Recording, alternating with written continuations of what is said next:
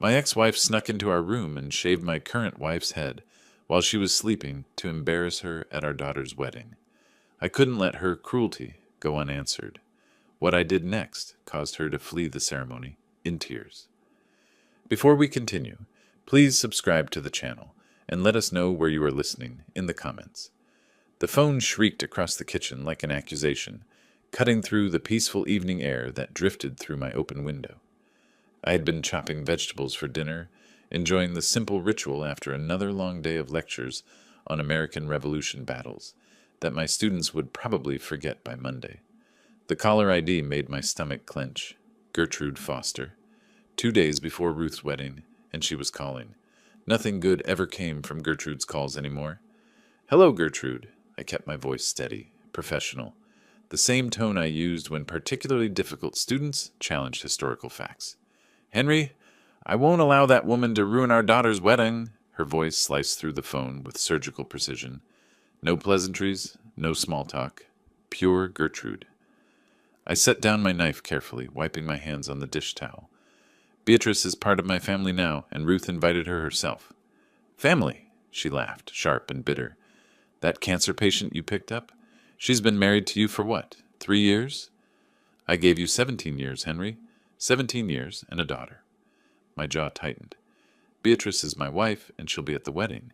Ruth wants her there." "Ruth is being polite.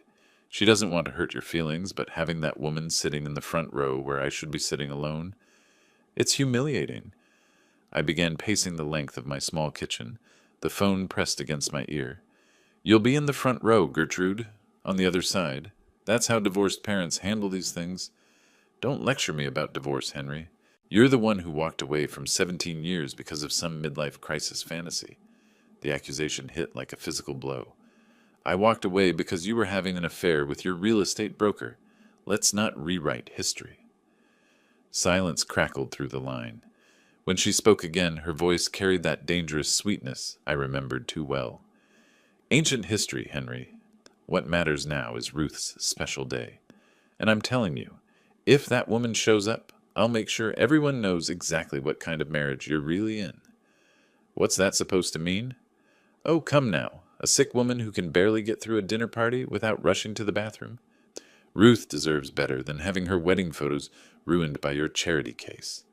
My free hand clenched into a fist. "Don't you dare. I'm not making threats, Henry. I'm stating facts. Some women just aren't cut out for family events, especially ones as fragile as your precious Beatrice." The cruelty in her voice transported me back 7 years, to those final months when every conversation became a battlefield. But this time, she was targeting someone who'd done nothing wrong except love me. "Ruth invited Beatrice, and Beatrice will be there. End of discussion." "We'll see about that." Her voice dropped to a whisper. "You always were naive, Henry. Still believing in happy endings and fairy tales. Some people just aren't meant to have those." The line went dead. I stood there holding the silent phone, staring out at the Boston skyline as evening shadows stretched across my kitchen floor. My hands were shaking slightly, from anger, from the familiar helplessness that Gertrude always managed to provoke. 7 years since our divorce, and she could still reach right through the phone and twist something inside me. But this time was different. This time she wasn't just attacking me. Setting the phone down, I leaned against the kitchen counter and closed my eyes. Gertrude's venom still echoed in my ears, but my mind drifted backward, seeking refuge in better times. Times when her voice carried laughter instead of poison. I could almost smell the coffee brewing in our old kitchen on Maple Street, sunlight streaming through yellow curtains Gertrude had sewn herself. She'd been 28 then, humming while she made breakfast, her dark hair catching the morning light. Ruth was barely walking, toddling between us in her tiny pink pajamas, and we'd take turns catching her before she tumbled. "We'll grow old together, won't we, Henry?" Gertrude had asked one evening, curled against me on our blue sofa while Ruth slept upstairs. We'd been watching some romantic movie, and she'd traced patterns on my chest with her fingertip. "Promise me we'll be like the Hendersons next door, still holding hands when we're 70. I'd kiss the top of her head, breathing in her shampoo scent. "Of course we will. You, me, and Ruth. Forever." Those Sunday morning pancake sessions, flour everywhere, Ruth standing on a chair to help flip them while Gertrude guided her small hands. The three of us covered in batter, laughing until our sides hurt. Gertrude would make funny faces to distract Ruth from the hot griddle, becoming a completely different person. Soft, playful, maternal. Christmas mornings were magical then. Gertrude would spend weeks preparing, wrapping presents with elaborate bows, staying up late to assemble Ruth's toys. She'd make hot chocolate with real whipped cream while I read Christmas stories aloud. Ruth would fall asleep between us on the couch, and Gertrude would whisper, "This is perfect, isn't it? This is everything I ever wanted." The summer vacations to Cape Cod, renting the same little cottage each year. Gertrude teaching Ruth to build sandcastles, while I grilled burgers on the tiny deck. Evening walks along the beach, Ruth collecting shells while Gertrude and I planned her future. "She'll go to Harvard," Gertrude would say confidently. "She's got your brains and my determination." Those were the years when Gertrude's determination felt like strength rather than manipulation. She organized our lives with military precision, schedules, meal plans, social calendars. I'd come home from the university to find dinner ready, Ruth's homework completed, the house immaculate. Gertrude took pride in creating our perfect suburban life. "Professor Miller's lucky wife," the neighbors called her, and she'd beam with satisfaction. She'd host faculty dinner parties, charming my colleagues with intelligent conversation and perfectly prepared meals. I'd watch her across our dining room table, thinking how fortunate I was to have found someone who understood both my professional world and my need for a peaceful home. Ruth's first day of school, Gertrude crying harder than our daughter. "She's growing up too fast," she'd whispered, watching Ruth disappear into the building. That night, she'd pulled out photo albums, tracing Ruth's face in baby pictures. "Promise me you'll always remember how sweet she was at this age."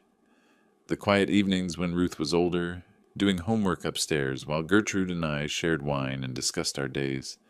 She'd listen to my stories about difficult students and departmental politics, offering practical advice. "You're too patient with them, Henry. Sometimes people need firm boundaries." Even our arguments were different then, passionate but respectful. Disagreements about Ruth's curfew or vacation destinations that ended with compromise rather than warfare. Gertrude could be stubborn, but she'd listen to reason. We'd talk things through until we found solutions that satisfied us both. Saturday morning garage sales. Gertrude hunting for antiques to restore while Ruth and I carried her discoveries. She had an eye for hidden treasures, old furniture that she'd sand and paint until it looked expensive. "Everything deserves a second chance," she'd say, running her hands over a scarred table. "You just have to see its potential." But even in those golden memories, I could detect the first hairline cracks.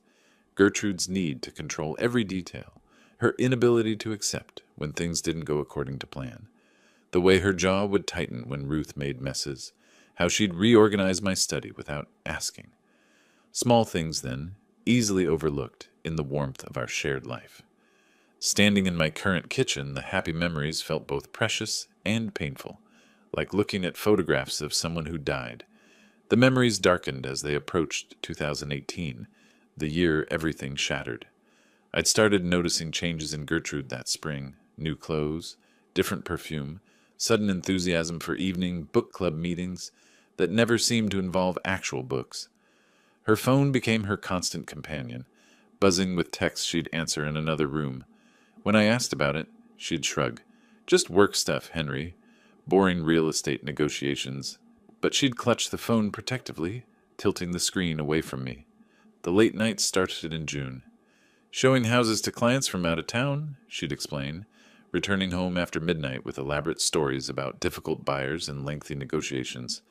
But she never mentioned specific properties or clients when I asked for details the next morning. I found the first real evidence by accident in July, checking our credit card statement for a charge I didn't recognize. Dinner for two at Chez Laurent, an expensive French restaurant downtown, on a Tuesday night when she'd claimed to be showing a condo in Cambridge. My hands shook as I stared at the receipt. $230 for dinner. Gertrude always complained that Chez Laurent was overpriced, insisting we stick to casual places when we ate out. But apparently she'd found someone worth the expense. The trail became easier to follow once I knew what to look for. Hotel charges on days she'd claimed to be at real estate conferences, purchases at Victoria's Secret when she hadn't bought me anything intimate in months, wine tastings, theater tickets, weekend getaways, all for two people, none with me. Confronting her felt like stepping off a cliff. I waited until Ruth was safely back at college, then spread the credit card statements across our dining room table like evidence in a court case. "How long has this been going on, Gertrude?" She stood in the doorway, still in her navy real estate blazer, scanning the papers with calculating eyes. For a moment, I thought she might deny everything. Then her shoulders straightened, and I saw the defiance I'd learned to fear. "You never understood me, Henry." She moved to the table, gathering the statements into a neat pile. 20 years of being Professor Miller's perfect wife, organizing your life, entertaining your boring colleagues, pretending I didn't want more. More what? We had everything. A good life, a beautiful daughter, financial security. We had your version of everything. She turned to face me, her expression cold. Your quiet dinners, your academic friends, your predictable routines. Do you know what it's like to feel invisible in your own marriage? The accusation hit like a physical blow. Invisible? I included you in everything. You included your wife in everything, the role you needed me to play. But when did you last ask what I actually wanted? When did my dreams matter? Your dreams? What dreams, Gertrude? You never mentioned being unhappy. She laughed bitterly. Would you have listened? Really listened? Or would you have explained it away with one of your reasonable professor speeches? We stood facing each other across the table that had hosted so many family dinners, so many happy conversations. Now it felt like a battlefield, scattered with evidence of her betrayal. "Who is he?" I asked quietly. "Someone who sees me. Someone who makes me feel alive again instead of just useful." The divorce proceedings stretched through that autumn like a slow-motion car crash. Ruth flew home from college, devastated, trying desperately to mediate between us. "Can't you work it out? Go to counseling? Think about our family?" But Gertrude had already moved out, taking half our furniture and most of our shared memories. She'd found an apartment closer to downtown, closer to her new life. When I drove Ruth there for visits, I'd sit in the car staring at the modern building, wondering how 17 years could dissolve so completely. The final papers were signed on a gray December morning in my lawyer's office. Gertrude wore a red dress I'd never seen before, her hair styled differently. She looked younger, happier, completely transformed from the woman who'd once promised to grow old with me. "This is for the best, Henry," she said as we left the courthouse. "We both deserve to be happy." But happiness, I'd discovered, wasn't something you deserved. It was something you built carefully, day by day, with someone who wanted to build it with you. Now, standing in my kitchen 7 years later, I understood why Gertrude's voice carried such venom. She'd gotten her freedom, her excitement, her new life. But Ruth's wedding was forcing her to confront the family she'd destroyed, to sit across from the woman who'd helped me rebuild what she'd torn down. Beatrice hadn't stolen me from Gertrude. Gertrude had thrown me away. The drive to Ruth's suburban house took exactly 1 hour, Beatrice sitting quietly beside me as we navigated the familiar route through Massachusetts countryside. She'd spent the morning arranging flowers for tomorrow's ceremony, her gentle hands creating beauty despite Gertrude's ugly threats still echoing in my mind.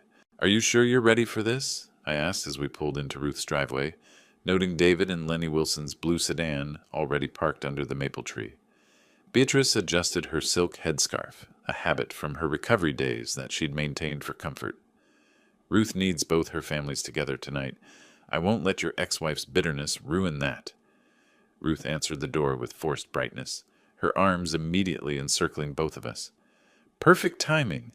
Michael just finished setting up the guest room, and the Wilsons are helping with dinner prep." Her eyes searched mine. "Everything okay, Dad?"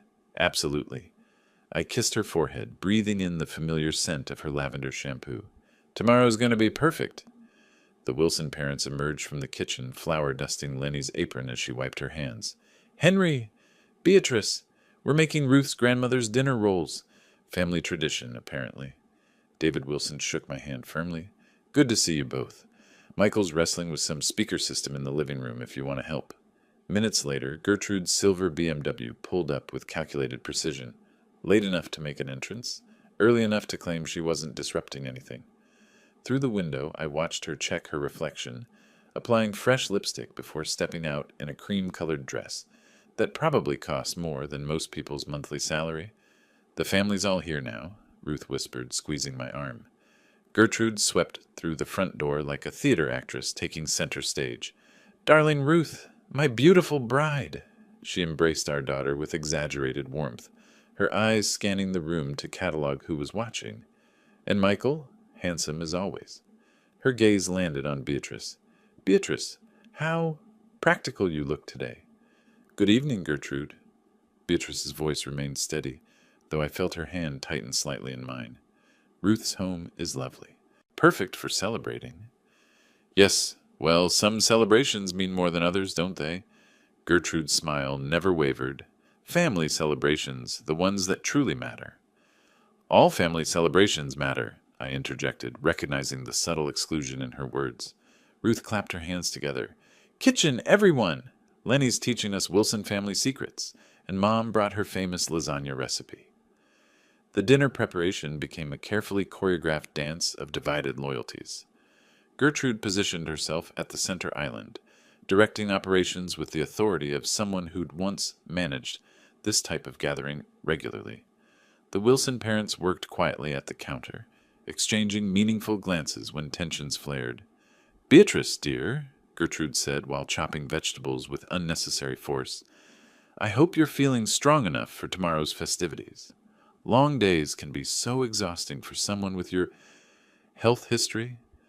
"I'm fine, thank you." Beatrice continued arranging the flowers she'd brought, her movements precise despite the provocation. "Cancer survivors are so brave," Gertrude continued, her voice dripping with false sympathy, "though I suppose some battles leave more lasting effects than others." My knife hit the cutting board harder than necessary. "Beatrice is completely healthy." "Of course she is. I just worry about stress levels. Wedding days can be overwhelming, especially for someone who's not used to large family gatherings." Ruth appeared between us like a referee. "Mom, can you help me with the wine selection?" "Dad, Michael needs advice about tomorrow's music playlist." The evening progressed through forced conversations and careful seating arrangements. Ruth had obviously planned the dinner table placement strategically. Gertrude at one end, Beatrice and me at the other, with herself and Michael serving as buffers in the middle. The Wilson parents occupied neutral territory, asking safe questions about the weather and weekend plans. "This house has such interesting security features," Gertrude commented casually, glancing toward the small camera mounted discreetly in the corner. "Very modern, very thorough," Ruth beamed proudly. "Michael insisted on the full system after those break-ins last year. Cameras everywhere, motion sensors, the works. Makes me feel safe." "How wonderfully comprehensive." Gertrude's smile seemed particularly satisfied. "Privacy is so important in a home." After dinner, Ruth assigned sleeping arrangements with diplomatic precision. "Mom, you're in the blue guest room upstairs. Dad and Beatrice. You have the green room down the hall. Wilson parents get the master guest suite." She paused. "Tomorrow's going to be early, so everyone should rest well." Standing in our assigned room later, Beatrice sat at the small vanity, carefully removing her headscarf and brushing the hair she'd worked so hard to regrow.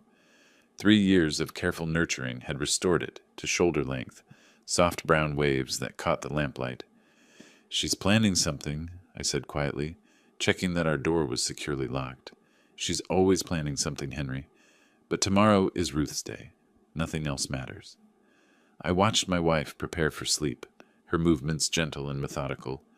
After her cancer treatment, she'd developed routines that brought comfort: the silk scarf, the careful hair care, the lavender lotion that helped her relax. Simple rituals that Gertrude had mocked tonight with surgical precision. "Whatever she's planning, I won't let her hurt you." Beatrice smiled at me through the mirror. "She can't hurt me, Henry. Not anymore.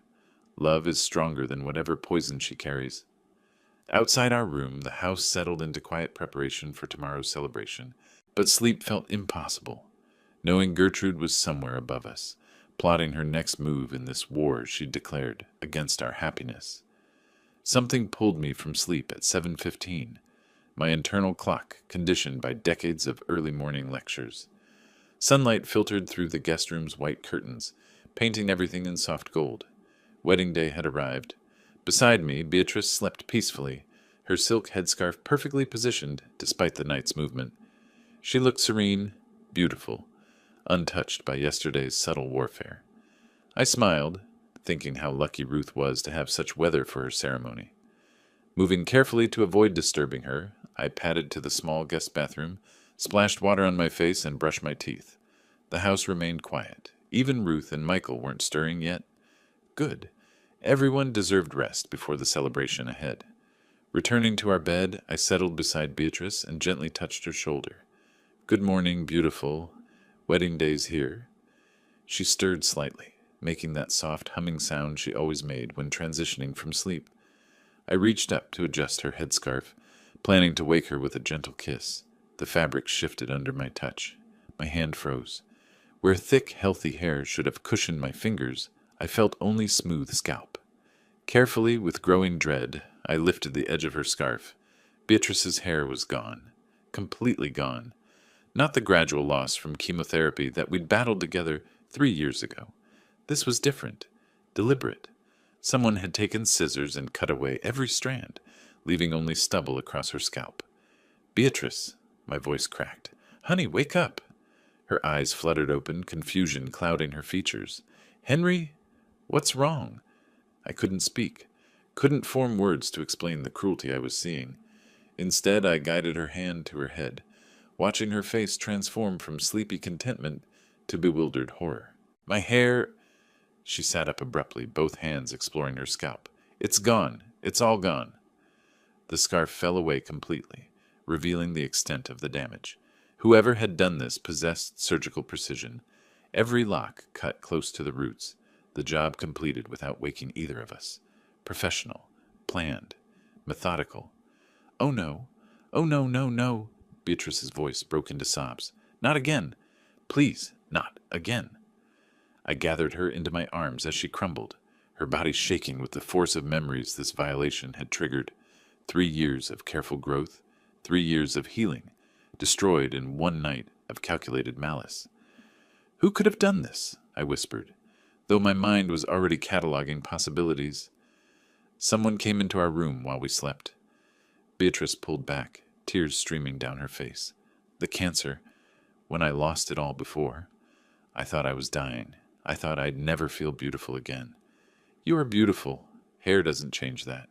You don't understand." Her voice carried pain that cut deeper than any physical wound. "When I was sick, I looked in the mirror and saw death looking back. It took years to see myself as alive again, as whole. And now—" I began examining our room systematically, looking for evidence of entry. The door remained locked from the inside. The window was latched securely. No signs of forced entry anywhere. "Someone had a key," I concluded grimly. "Someone with access to this house. Please don't make this bigger than it needs to be." Beatrice wrapped the scarf around her head again, trying to restore some dignity. "It's Ruth's wedding day. I won't let this ruin her happiness." "This isn't an accident, Beatrice. This was deliberate." My mind raced through logical possibilities. Michael and Ruth wouldn't harm Beatrice. The Wilson parents had no motive. That left only one person with both access and incentive. The scissors. I searched the small room, checking drawers and surfaces. Whoever did this took the scissors with them. Beatrice stood shakily, moving to the mirror above the dresser. Her reflection revealed the full scope of the destruction. Years of careful growth eliminated in one night of pure spite. "She warned me," I said quietly. "On the phone Friday night. Gertrude said you were too fragile for family events. You don't know it was her? Who else?" My anger built with each passing second. Who else benefits from humiliating you on Ruth's wedding day? Even if it was her, what's confronting her going to accomplish? She'll deny it. Ruth will be devastated. The wedding will be ruined. But I was already moving toward the door, fury overriding all other considerations. Someone had violated our sanctuary, attacked my wife in the cruelest way possible, and I wasn't going to let them escape consequences. "Henry, please." Beatrice caught my arm. "Think about Ruth. Think about what matters most. What matters most is protecting my family. All of my family. The sound of movement from the kitchen below indicated others were waking. Perfect. Time for answers. I found Gertrude in the kitchen, standing at the coffee maker with her back to the doorway. She wore a pale blue robe and matching slippers, her hair perfectly styled despite the early hour. Too perfectly styled for someone who'd supposedly just awakened. "Good morning, Henry." She didn't turn around, focusing intently on measuring coffee grounds. "You're up early for a wedding day." "You did this, Gertrude." My voice carried across the kitchen like an accusation. She turned slowly, her expression shifting from casual morning pleasantness to carefully constructed surprise. "I beg your pardon? Did what?" Beatrice appeared behind me, still clutching her headscarf, trying to pull me back from the confrontation I was determined to have. "Someone cut Beatrice's hair while she slept. Cut it all off." I stepped further into the kitchen, forcing Gertrude to face the consequences of her cruelty. "You're the only one who benefits from humiliating her." "Cut her hair?" Gertrude's eyes widened with practiced shock. "That's terrible. Who would do such a thing?" "Stop pretending, Gertrude. You threatened her on Friday night. You said she was too fragile for family events." "I said no such thing." She moved to pour coffee, her hands steady despite my accusations. "I've been nothing but gracious to that woman since she entered our family." "Our family?" The words exploded from me. "You destroyed our family 7 years ago." Footsteps thundered down the stairs as Ruth and Michael appeared, both in pajamas, their faces creased with sleep and growing alarm. "What's happening?" Ruth demanded, scanning the scene. "Dad, why are you shouting?" "Someone cut Beatrice's hair off during the night," I explained, watching Ruth's expression shift from confusion to horror. "Cut it all off while she slept." "Oh my goodness!" Ruth rushed to Beatrice, gently touching her covered head. "Who would do something so awful?" "Your mother," I said flatly. "Henry Miller!" Gertrude slammed her coffee mug onto the counter. "How dare you accuse me of something so ridiculous? I've been in my room all night." Michael stepped between us, his hands raised peacefully. "Everyone, please calm down. Let's figure this out rationally." "There's nothing to figure out," Gertrude continued, her voice rising with indignation. "Maybe she cut it herself for attention. Some people will do anything to make themselves the center of drama." "Don't you dare!" I started forward, but Beatrice caught my arm. "Please stop," she whispered. "This is exactly what she wants." The Wilson parents appeared in the doorway, drawn by the raised voices. Lenny wrapped her robe tighter, her face creased with concern, while David assessed the situation with careful eyes. "What if it was an intruder?" Gertrude suggested, warming to her performance. "Someone who broke in during the night? This neighborhood has had problems before." "The house was locked," Michael said quietly. "Security system armed. No one came in from outside." "Then maybe someone already inside did it," Gertrude shot back, "though I can't imagine who would be so cruel." Ruth sank into a kitchen chair, her wedding day joy crumbling around her. "Today was supposed to be perfect. How can this be happening?" "Because your mother can't stand seeing me happy," I said, my voice deadly quiet. "Because she'd rather destroy a family than admit she made mistakes. I won't stand here and listen to these baseless accusations." Gertrude grabbed her coffee and headed toward the doorway. "Some of us have a wedding to prepare for. Running away won't change what you did." She paused at the threshold, turning back with a smile that made my blood freeze. "Henry dear, you always were prone to paranoid fantasies. Perhaps you should consider whether your wife's condition might be affecting your judgment." The cruelty of that final shot left everyone speechless. Even Ruth stared at her mother with dawning recognition of who Gertrude really was. "Get out," I said quietly. "This isn't your house, Henry. Get out of this kitchen before I do something we'll both regret." Gertrude's smile widened. "See? Unstable. Just like I predicted." She swept from the room, leaving behind a wake of destroyed morning peace and shattered wedding day dreams. Ruth buried her face in her hands, while Michael stood helplessly beside her, unsure how to fix what had been broken. "I'm so sorry," Beatrice whispered to no one in particular. "I never wanted this to happen." But Gertrude had miscalculated one crucial detail. As I stood in that kitchen, watching my wife comfort my heartbroken daughter, I remembered Ruth mentioning something the night before. Something about cameras. Something about comprehensive security systems that recorded everything. Everything. Wait. Ruth stopped mid-sentence, her hand flying to her mouth. The security cameras. Michael, we have cameras throughout the house. Michael's eyes widened with sudden understanding. The system records everything automatically. We can check what actually happened last night. I felt my heart accelerate. Justice. Finally, irrefutable proof of Gertrude's calculated cruelty. That's brilliant, I said, moving toward the living room where their entertainment system dominated one wall. Let's see exactly what happened. Gertrude remained frozen in the kitchen doorway, her coffee mug trembling slightly in her hands. Really, this is unnecessary. We should focus on preparing for the wedding. The wedding? Ruth's voice cracked with emotion. Mom, someone attacked Beatrice in our house, in our guest room. We need to know who. Michael was already at the smart TV, pulling up the security system interface. The cameras save everything to cloud storage. We can access any time period from the last 30 days. This is ridiculous, Gertrude protested, but she'd lost the commanding tone from earlier. Surely everyone doesn't need to crowd around watching. Yes, everyone does, I interrupted firmly. Everyone needs to see the truth. The Wilson parents appeared tentatively, drawn by the commotion.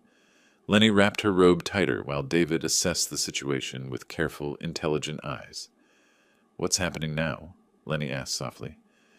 We're checking security footage from last night, Michael explained, navigating through digital menus.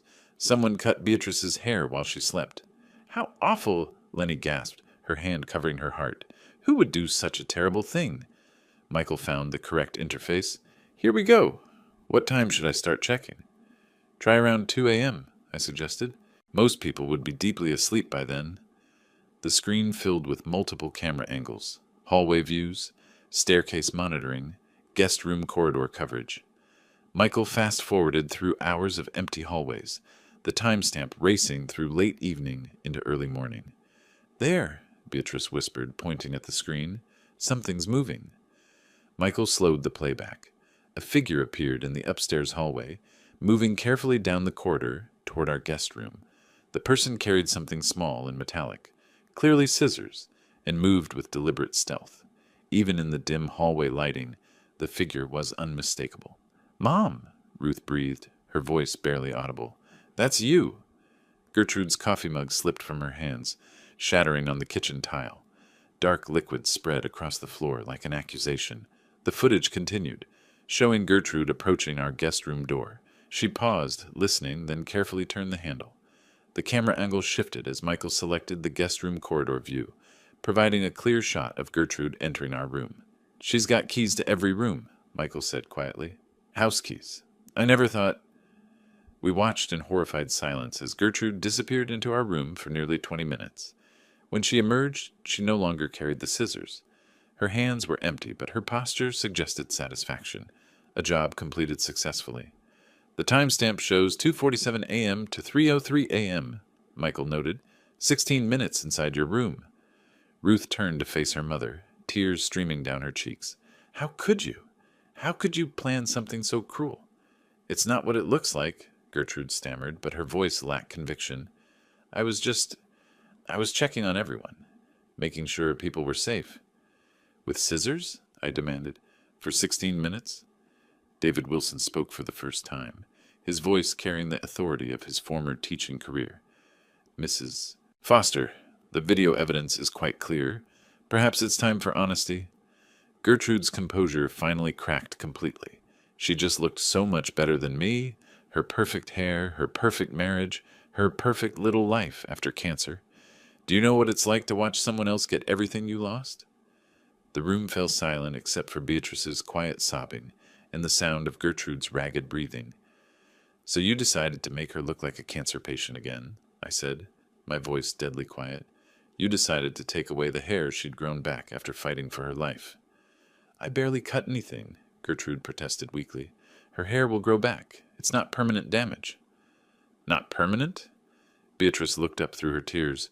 Do you have any idea what growing that hair back meant to me? What it symbolized? Ruth sank into a chair, covering her face with her hands. My wedding day? You ruined my wedding day. I didn't ruin anything.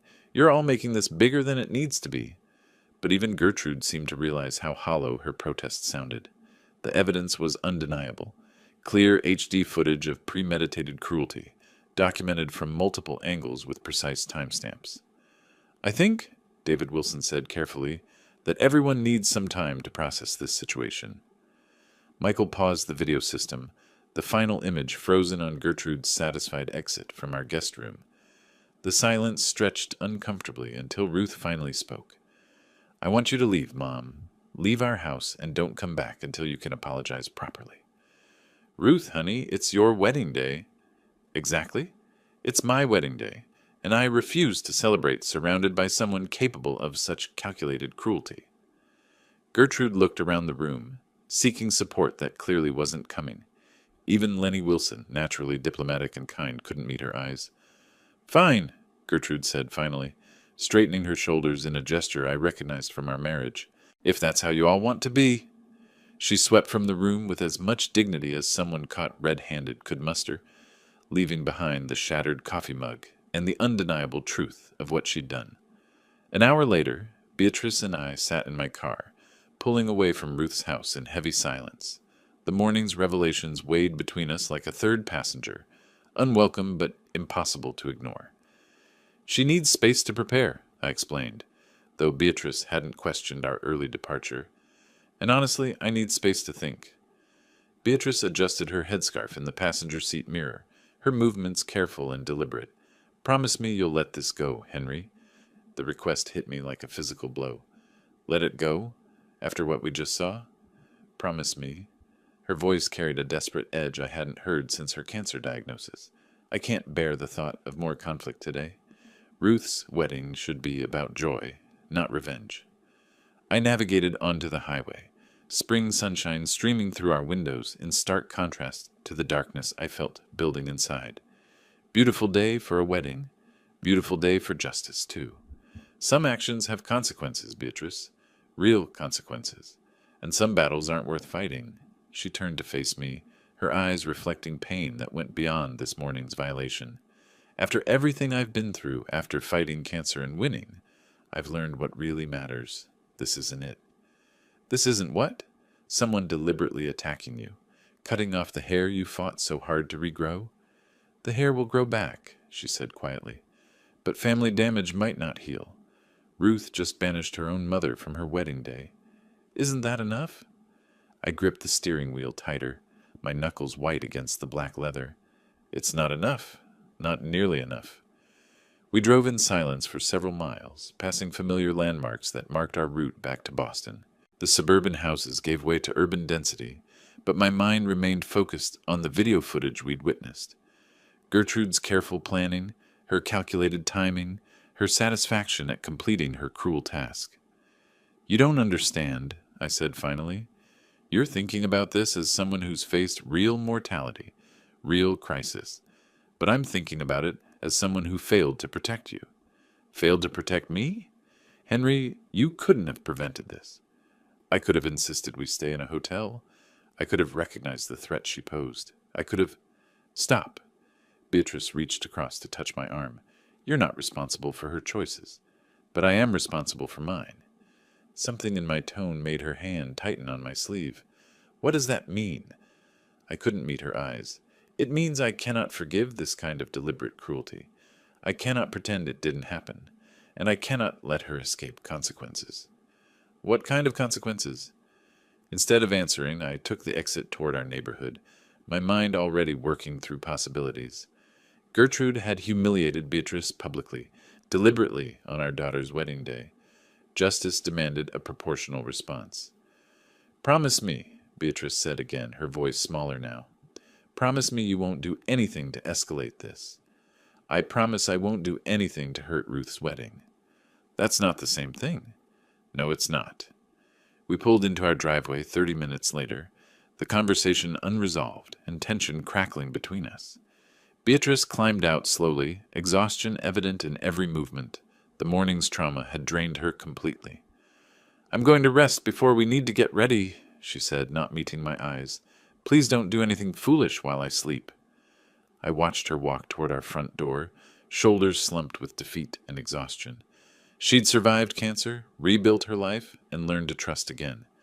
Gertrude had attacked all of that with surgical precision. Inside our house, I poured myself coffee and sat at my kitchen table, the same place where Gertrude's phone call had started this nightmare 2 days ago. But now I had advantages I hadn't possessed then: evidence, witnesses, and most importantly, a clear understanding of exactly who Gertrude Foster really was. My phone buzzed with a text from Ruth. "Dad, I'm so sorry about Mom. Are you and Beatrice okay? Wedding still at 4 p.m. Love you both," I typed back. "We'll be there. Wouldn't miss your special day." But I didn't mention what else I'd be bringing to that wedding. Gertrude wanted to play psychological warfare? She'd chosen the wrong opponent. While Beatrice slept upstairs, I began making phone calls. The Grand Meridian Hotel sprawled across 3 acres of manicured gardens in Cambridge, its stone facade gleaming in the late afternoon sunshine. Perfect venue for Ruth's dream wedding, elegant, traditional, with enough space for both celebration and, if necessary, public revelation. "It's beautiful," Beatrice murmured as we walked through the main entrance. She'd chosen a navy blue dress that complemented her headscarf, looking dignified despite the morning's trauma. "Ruth has excellent taste." I squeezed her hand gently. "She gets that from both her parents." The ceremony would take place in the hotel's garden courtyard, with reception following in the adjacent ballroom. Guests were already arriving, a mix of friends from Ruth's work, Michael's engineering colleagues, and extended family members who'd traveled for the celebration. We found our seats in the front row, family section clearly marked with small floral arrangements. Across the aisle, chairs remained conspicuously empty, Gertrude's section awaiting her arrival. "Do you think she'll actually come?" Beatrice asked quietly. "Oh, she'll come. Gertrude never misses an opportunity for drama." David and Lenny Wilson appeared, both dressed impeccably and looking somewhat recovered from the morning's revelations. They chose seats carefully, positioning themselves between family sections like diplomatic peacekeepers. "Henry, Beatrice," David nodded formally. "How are you both holding up?" "We're fine," I replied. "Today is about Ruth's happiness." "Indeed." His eyes held questions he was too polite to ask. More guests filtered in: Ruth's college friends, Michael's family from Connecticut, neighbors from their suburban development, normal people living normal lives, unaware of the psychological warfare that had preceded this celebration. The string quartet began playing processional music, signaling ceremony start in 15 minutes. Still no sign of Gertrude. "Maybe she decided not to come," Beatrice whispered hopefully. Then I saw her. Gertrude swept through the garden entrance like a movie star arriving at a premiere. She wore a cream-colored silk dress that probably cost more than most people's monthly salary, paired with pearls and heels that added 3 inches to her height. Her hair was perfectly styled, makeup professionally applied. Overcompensation, I realized. She was trying to overwhelm the morning's humiliation with pure magnificence. "That dress is inappropriate," Beatrice observed quietly. "Too formal, too attention-seeking." Gertrude paused at the entrance, scanning the crowd with calculating eyes. When her gaze landed on us, her smile turned predatory. She began making her way down the aisle, stopping to greet guests with exaggerated warmth. "Beatrice, dear," her voice carried across the garden as she approached our section. "That headscarf is so practical for someone in your situation." Several nearby guests turned to stare, clearly sensing tension but uncertain about its source.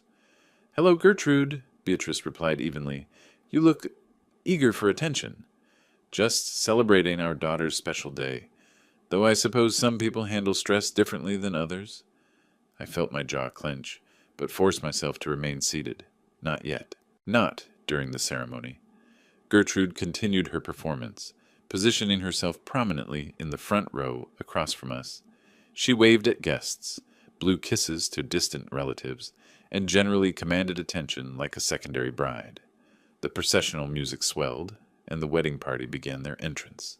Michael's groomsmen walked with measured steps, followed by Ruth's bridesmaids in soft lavender dresses. Finally, Ruth appeared on the arm of her uncle, my brother Tom, who'd flown in from California to give her away. She looked radiant, absolutely radiant, white silk gown flowing behind her, veil catching the afternoon breeze, face glowing with pure happiness. For a moment, all the morning's ugliness faded away. This was what mattered: Ruth's joy, Ruth's future, Ruth's perfect moment.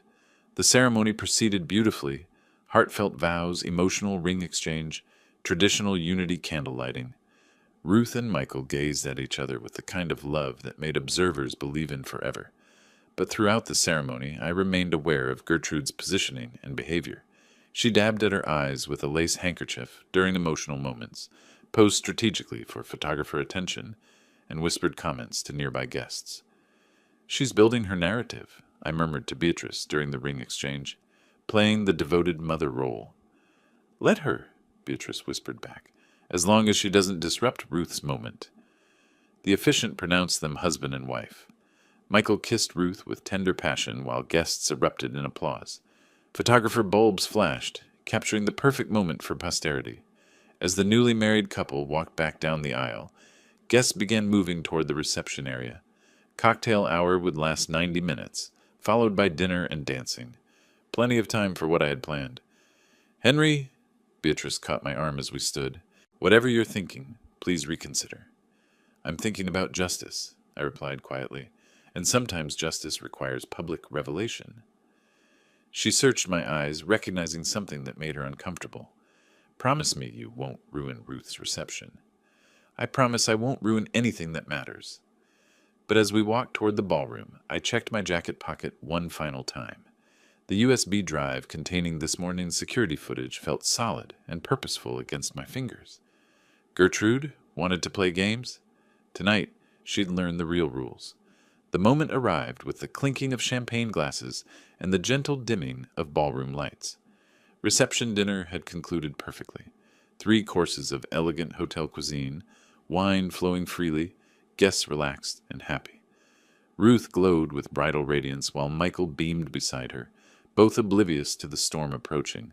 "Time for speeches," the wedding coordinator announced, adjusting the microphone at the head table. "We'll begin with the father of the bride." Beatrice's hand found mine under the table, squeezing gently. "Please keep it simple, Henry. Just wish them happiness." I stood slowly, feeling the weight of the USB drive in my jacket pocket. 80 guests turned expectant faces toward me, wine-warmed and trusting. Perfect audience for what I had planned.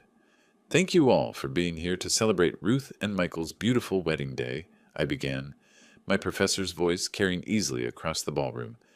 "Today we witness not just a marriage, but the joining of 2 wonderful families." Applause rippled through the room. Ruth smiled proudly while Gertrude, seated at a table across the room, preened with satisfaction. She'd spent the evening working the crowd, rebuilding her social standing after the morning's disgrace. "Ruth, you look absolutely radiant, and Michael, you're the luckiest man alive to have found such an extraordinary woman." More applause. Marriage teaches us about love, commitment, and most importantly, protecting those we cherish. The word protecting carried special weight, though only I understood its significance yet. Many of you know my wife Beatrice fought a courageous battle against cancer 3 years ago. I turned slightly toward her, noting how she tensed at the unexpected direction. For 2 years, she lost her beautiful hair to chemotherapy. When it finally grew back, it represented more than vanity.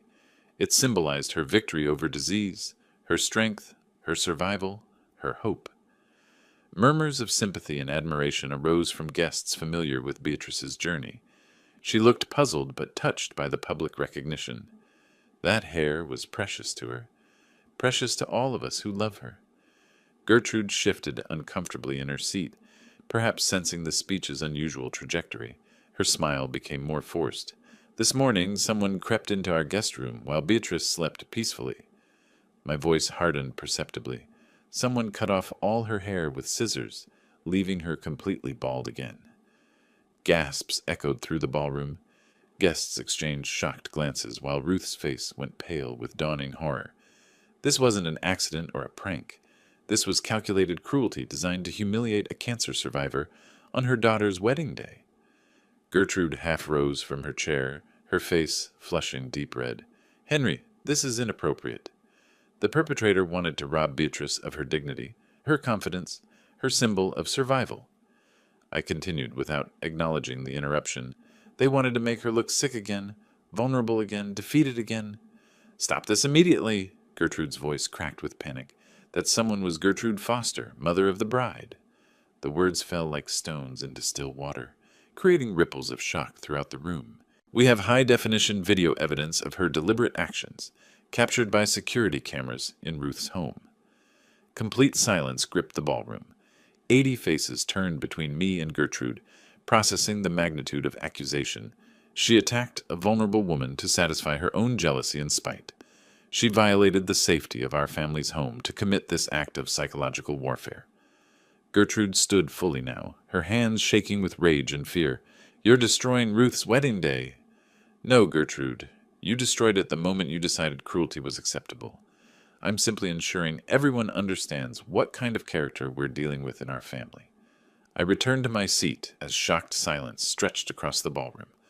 Conversations erupted at every table, hushed, urgent exchanges as guests absorbed the revelation. Gertrude remained standing, isolated in a sea of judgmental stares. "Henry," Beatrice whispered, her voice a mixture of horror and gratitude. "You didn't have to." "Yes, I did." I squeezed her hand gently. Justice demanded a public response to public cruelty. Ruth stared across the room at her mother with expressions cycling between betrayal, disgust, and profound disappointment. The fairy tale wedding had become something else entirely, a reckoning. The stunned silence stretched for what felt like an eternity, though probably lasted only 30 seconds. 80 guests sat frozen, champagne glasses forgotten, processing the devastating revelation that had just shattered the celebratory atmosphere. Then the whispers began. "Did he just say she cut off a cancer patient's hair?" The murmur came from a table of Ruth's college friends, their voices carrying in the too quiet ballroom. "While she was sleeping?"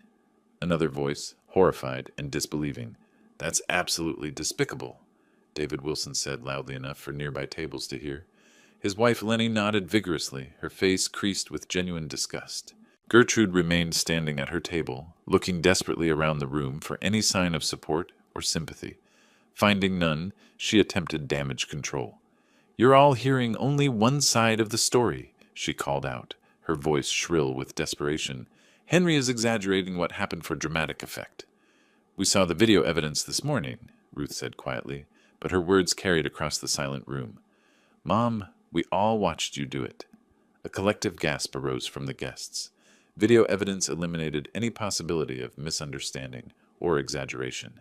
How could someone do that to a cancer survivor? Lenny Wilson's voice trembled with emotion. She rose from her table and walked directly to Beatrice, placing a gentle hand on her shoulder. "My dear, you're incredibly brave for being here tonight." Other guests began moving as well, away from Gertrude's table, toward ours. The physical repositioning spoke louder than words about where sympathies lay. "There's no excuse for that kind of behavior," declared Professor Williams from my university, a man known for measured opinions. "Attacking someone while they sleep, that's the action of a coward." "She should be ashamed of herself," added his wife, not bothering to lower her voice. Gertrude's face cycled through several shades of red as she realized her social standing was evaporating in real time. "I was protecting my family's interests. She was trying to upstage me at my daughter's wedding." The justification only made things worse. Several guests actually recoiled at the selfishness of the statement. "Protecting your interests?" Ruth stood up, her wedding dress rustling with the force of her movement. "By attacking my stepmother while she slept? By cutting off hair she grew back after fighting cancer?" Michael placed a supporting hand on his new wife's shoulder. "Mom Foster, I think you should consider leaving." The suggestion hung in the air like a verdict. Guests nodded agreement, while Gertrude looked around frantically for any remaining allies. "Ruth, darling, surely you don't want to banish your own mother." "You banished yourself with your actions," Ruth said firmly. "I'm embarrassed to call you my mother right now." The social isolation was complete and devastating. Gertrude's table sat empty as former companions found excuses to move elsewhere. Conversations continued around her, but she was no longer part of them, a pariah at her own daughter's wedding. "I can't believe we've known her for years and never realized what she was capable of," someone whispered behind me. "That poor woman," another voice said, referring to Beatrice. "To survive cancer and then have someone deliberately take away her recovery symbol? It's monstrous." Beatrice sat quietly beside me, accepting sympathy from a steady stream of guests who approached our table. Her dignity in the face of public revelation was remarkable. Gracious, composed, genuinely touched by the support. "Thank you," she said to each person. "Your kindness means more than you know." Gertrude made one final desperate attempt at control. "This is supposed to be about celebrating Ruth and Michael. You're all letting Henry turn it into something ugly." But the accusation fell flat. Everyone present understood that the ugliness had begun with her actions, not with their exposure. "Some actions demand consequences," I said quietly, though my words carried to nearby tables. "Cruelty shouldn't be rewarded with silence." The sentiment clearly resonated. Nods of agreement rippled through the crowd as guests recognized the justice and public accountability for private wrongs. Gertrude gathered her purse with shaking hands, finally accepting that her position had become untenable. The walk to the ballroom exit would require crossing the entire room under the judgmental gaze of 80 witnesses to her humiliation. She took her first step toward the door, and the real consequences of her cruelty began. The walk across the ballroom stretched like a gauntlet of judgment. Every step Gertrude took toward the exit brought her past tables of guests who followed her movement with undisguised contempt and disappointment. Conversations didn't stop. They intensified, creating a wall of whispered condemnation that accompanied her retreat. "After everything Beatrice has been through," someone murmured as she passed. "The cruelty of it is just breathtaking," came another voice. Gertrude kept her chin raised, attempting to maintain dignity while her carefully constructed social persona crumbled around her. But I could see the tremor in her hands, the slight stumble in her expensive heels, the way her breathing had become shallow and rapid. She paused at the ballroom entrance, turning back for one last, desperate appeal. "Ruth, please don't let him turn you against your own mother." Ruth looked up from her position at the head table, surrounded by friends and Michael's family, offering support and comfort. "I'm not turning against you, Mom. I'm turning away from someone who attacks vulnerable people while they sleep." The final rejection hit Gertrude like a physical blow. Her shoulders sagged slightly before she straightened them again in that gesture I remembered from our divorce proceedings. False bravado, masking complete defeat. She disappeared through the doorway, leaving behind only the echo of whispered judgments and the collective exhale of a community that had witnessed justice served. "Henry?" Beatrice said quietly, her hand finding mine on the table. "Thank you for defending me." "Always," I replied, meaning it completely. Ruth approached our table, her wedding dress trailing behind her like a cloud of silk and redemption. "Dad, I understand why you had to do this. Some things can't be ignored or forgiven quietly." "Your happiness matters most," I said, standing to embrace her. I couldn't let her poison this day with her cruelty. Michael joined us, his arm circling his new wife's waist. "Sir, you showed real courage exposing that. Beatrice deserved justice, and frankly, so did we. We deserved to know who we were really dealing with." The Wilson parents approached, both looking shaken but relieved. "Professor Miller," David said formally, "what you did took tremendous strength. Some behaviors demand public accountability." "No one should attack a cancer survivor," Lenny added firmly, "especially not family. That woman needed to face consequences." Around us, the reception was slowly returning to its celebratory atmosphere. Guests who had been shocked into silence began talking and laughing again, the tension dissipating like smoke in the wind. The band started playing soft background music, and servers began circulating with after-dinner drinks. "Look around," I said to Beatrice, gesturing at the renewed celebration. "Everyone here supports you, respects you. You're surrounded by people who recognize your strength and dignity." She smiled, the first genuine smile I'd seen from her all day. "I feel it. For the first time since this morning, I feel safe and valued." Ruth returned to her head table, where Michael was already organizing the cutting of their wedding cake. The photographer captured moment after moment of joy and celebration, images that would preserve this day's triumph over adversity. One of my university colleagues approached, drink in hand. "Henry, that was brilliantly handled. You gave that woman exactly what she deserved. Public accountability for private cruelty." "Justice required a proportional response," I replied. "She wanted to humiliate Beatrice publicly, so public exposure seemed appropriate. Through the ballroom windows, I caught a glimpse of Gertrude's silver BMW pulling out of the parking lot, her taillights disappearing into the evening darkness. She was leaving alone, socially defeated, her reputation in ruins, exactly the consequences her actions deserved. She'll think twice before attacking anyone else, Beatrice observed quietly. She'll think twice before showing her face in this community again, I corrected. Some bridges, once burned, can never be rebuilt. As the evening progressed, guest after guest approached our table with words of support, praise for my protective actions, and genuine affection for Beatrice. The community had spoken clearly about its values. Cruelty would not be tolerated, vulnerability would be protected, and justice would be served. Ruth and Michael's first dance began, a slow waltz that seemed to wash away the evening's earlier drama. They moved together with perfect synchronization, lost in each other's eyes, surrounded by the love and support of people who genuinely cared about their happiness. Perfect ending, I murmured, watching my daughter find her fairy tale after all.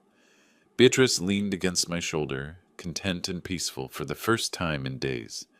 Justice served, family protected, and love triumphant. Yes, it's perfect. The celebration continued long into the evening, but the real victory had already been won, a clear demonstration that cruelty has consequences, that protecting the vulnerable is worth any social cost, and that sometimes public revelation is the only adequate response to private wrong. Gertrude had learned a lesson she'd never forget. Some actions demand public accountability, and some people refuse to be bullied into silence. The scales of justice, once tilted by her calculated cruelty, had been balanced again. If you like this story, please like this video, subscribe to the channel, and share your impressions of this story in the comments. To listen to the next story, click on the box on the left. Thank you for watching.